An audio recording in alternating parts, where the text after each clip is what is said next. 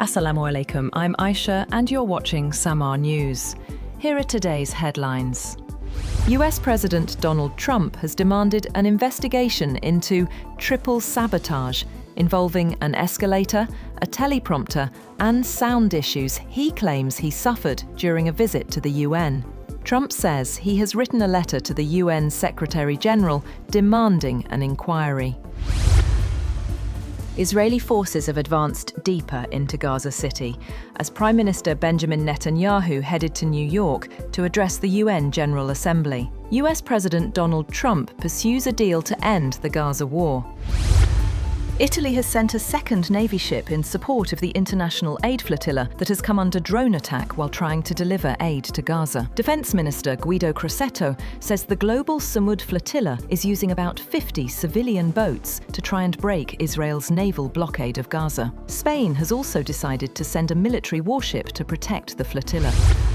Former French President Nicolas Sarkozy has decided to appeal his conviction after a court found him guilty of a criminal conspiracy over dealings with Libya. The former leader, who will soon be taken into custody, has been sentenced to 5 years in jail over efforts by his close aides to procure funds for his 2007 presidential bid from Libya.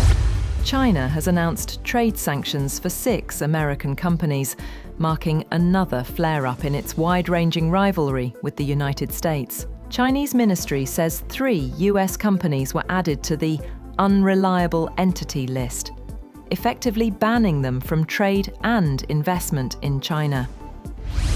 Indian security forces are patrolling the streets in the Himalayan region of Ladakh, where curfew was clamped in some areas a day after 4 people were killed in violent protests demanding statehood for the federal territory and job quotas. Congress lawmaker Shashi Tharoor has criticised the Indian cricket team's decision to not shake hands with their Pakistani counterparts during the Asia Cup clash. He stresses that the spirit of the game must remain apart from politics and military disputes.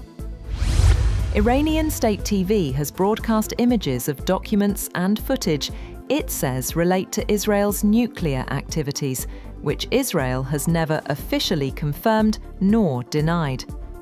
The documentary shows copies of passports said to identify Israeli scientists, along with information on the location of military sites.